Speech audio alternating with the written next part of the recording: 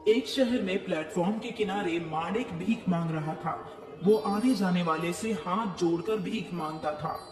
कोई उसे कुछ पैसे देता तो कोई डांट कर भगा देता। एक दिन वहां से रवि गुजर रहा था। उसने रवि से भीख मांगी। रवि का एक छोटा सा सोशल मीडिया अकाउंट था जिसमें उसके कुछ हजार फॉलोअर्स थे। अरे भाईजान भाईजान, कुछ खाने को दे दीजिए। जाओ जाओ अपना काम करो। भाईजान सुबह से कुछ नहीं खाया है, मैं हाथ जोड़ता हूँ, मुझे कुछ खाने को दे दीजिए। अच्छा तुम्हें खाने को चाहिए?